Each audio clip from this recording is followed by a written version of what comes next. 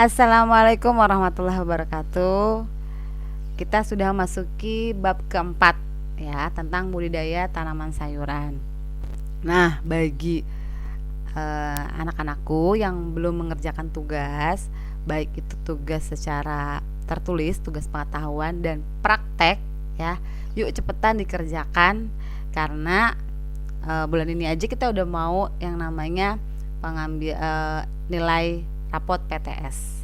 Jangan sampai nilai di rapot kalian itu di bawah KKM. Ingat, kalau di bawah KKM pasti kalian susah untuk naik kelas. Apalagi sekarang zamannya pandemi ya. Lagi males-males, banyak malesnya, banyak gangguannya gitu.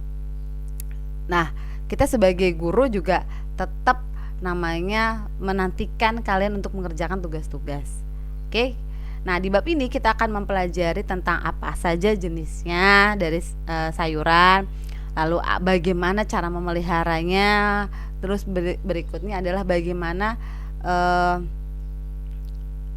apa media apa saja yang bisa digunakan untuk menanam tanaman. Oke. Yuk, kita selanjutnya. Nah, jenis-jenis sayuran. Sayuran adalah bahan pangan asal tumbuhan yang mempunyai kadar air dan serat tinggi. Sayuran banyak mengandung vitamin dan mineral yang dibutuhkan oleh tubuh kita. Ya kan?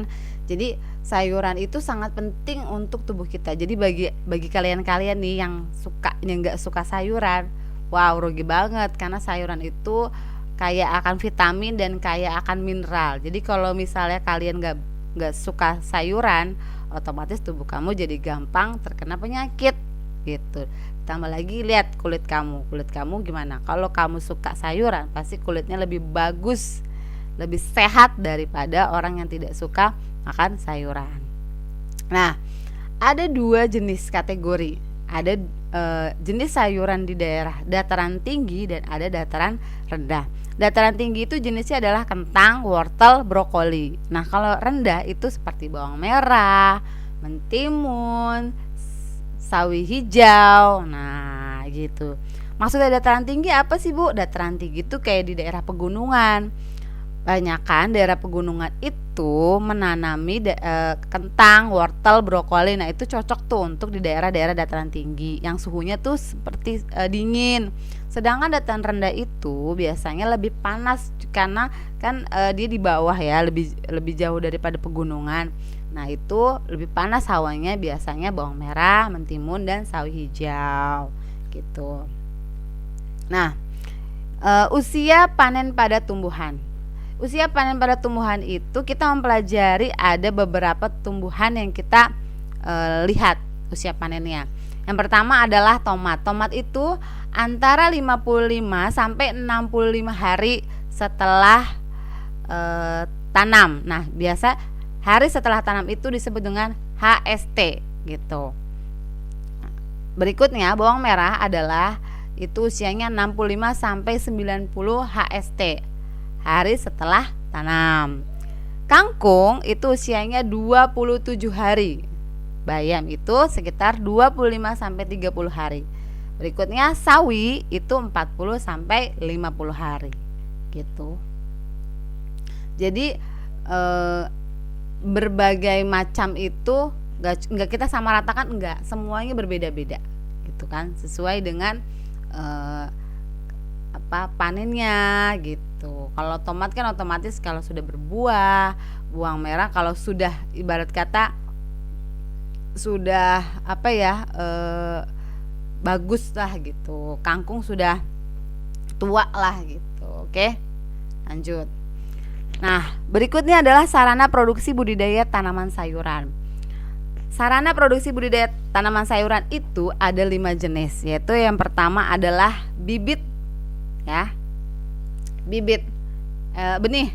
Pertama adalah benih. Nah, benih dan bibit itu hampir-hampir sama.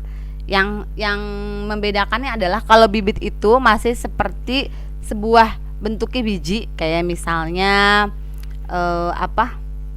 kayak misalnya kita makan cabai itu dibelah pasti kan ada biji-bijinya. Nah, itu namanya benih. Kalau bibit itu adalah sudah berbentuk tanaman yang masih kecil. Jadi kalau misalnya kita sudah masukkan bibit benih itu di dalam tanaman, itu biasanya ada muncul dua, biasanya ada 2 daun kecil. Nah, itu namanya bibit gitu. Berikutnya pupuk. Pupuk itu digunakan untuk menambah dan melengkapi kandungan unsur hara yang kurang dari tanah. Yang keempat adalah pestisida. Pestisida digunakan untuk mengendalikan serangan organisme pengganggu tanaman atau disebut OPT. Nah, pestisida ini yang tadi biar hama-hamanya mati gitu. Kalau pupuk itu menyuburkan tanaman. Berikutnya media tanam, berfungsi sebagai tempat tumbuhnya tanaman. Media itu ada berbagai macam, nanti kita akan pelajari. Nah, media tanaman dibagi menjadi 2. Ada media tanam bahan organik dan tanam bahan anorganik. Media tanam bahan organik itu, organik berarti yang bisa didaur ulang, kan? Contohnya misalnya arang sekam. Arang sekam itu adalah hasil pembakaran tidak sempurna dari sekam padi yang berwarna hitam. Jadi padi ya, yang kuncup-kuncupnya padi itu dibakar, dijadikan sebagai media bahan organik gitu, buat penyubur gitu. Berikutnya adalah kompos. Adalah zat akhir proses fermentasi tumpukan sampah atau serasah tanaman. Kompos itu berbagai macam, mulai dari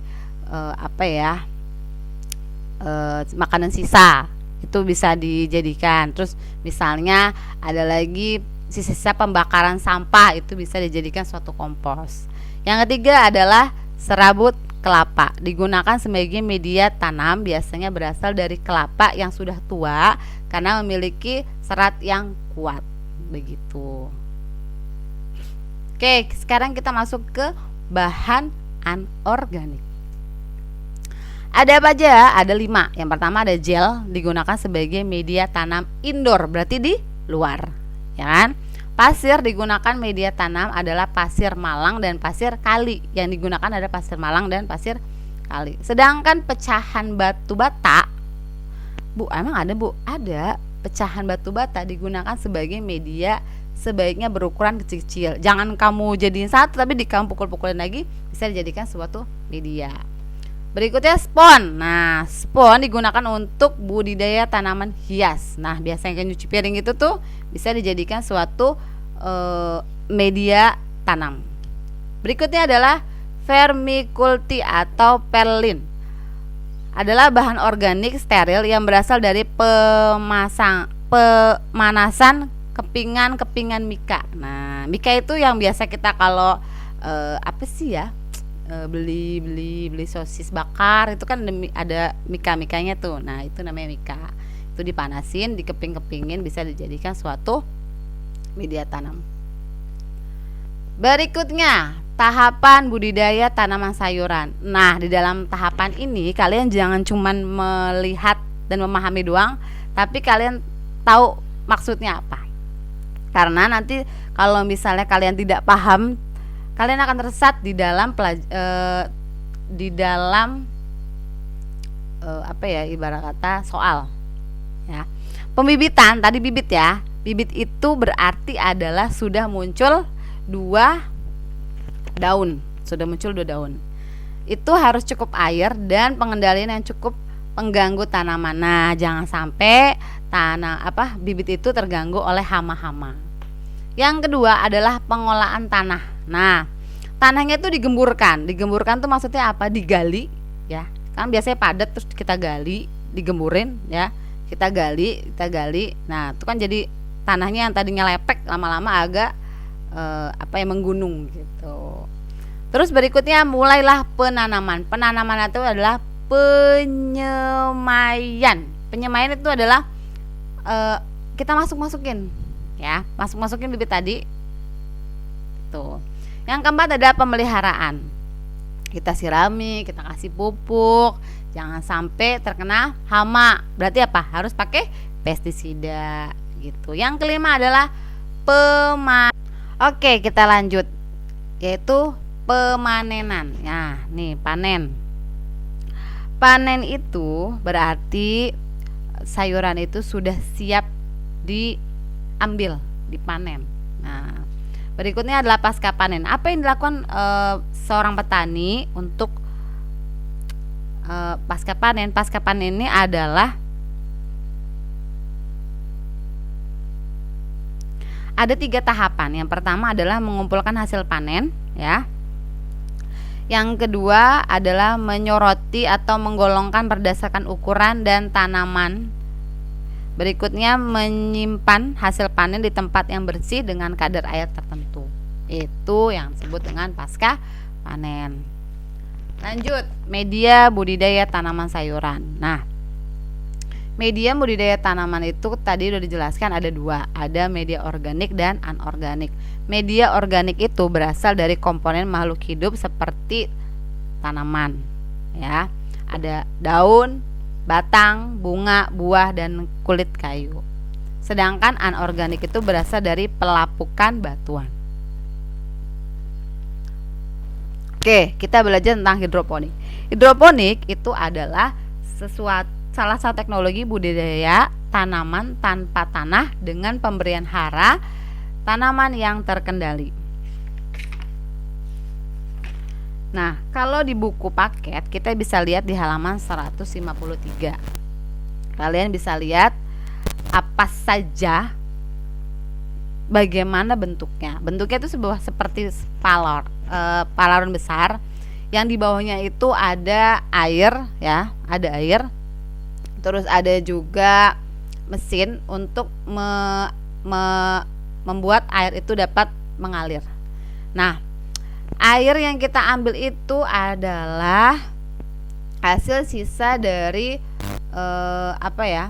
air AC, terus ditambah lagi dengan beberapa cairan dari luar, ya. Berikut adalah alternatif wadah tanaman. Ada pot, ada polybag, ada planter, pipa, talang air, dan pot tanah. Pot kan ada dibagi 2, plastik, ada pot tanah. Nah, berikutnya yang terakhir adalah vertikultur. Adalah teknik budidaya pertanian yang dilakukan secara vertikal atau bertingkat, baik pada area indoor maupun outdoor. Nah, contohnya itu adalah tanaman yang ke atas.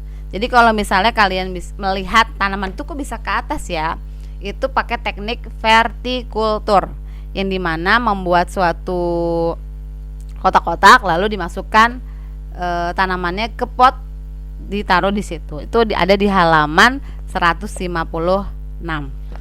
Oke, sekian penjelasan dari Ibu. Materi kali Ibu, kalian hari ini ada tugas 10 soal, kalian kerjakan. Dan jangan lupa dijadikan satu file. Ini dia soalnya. Lanjut.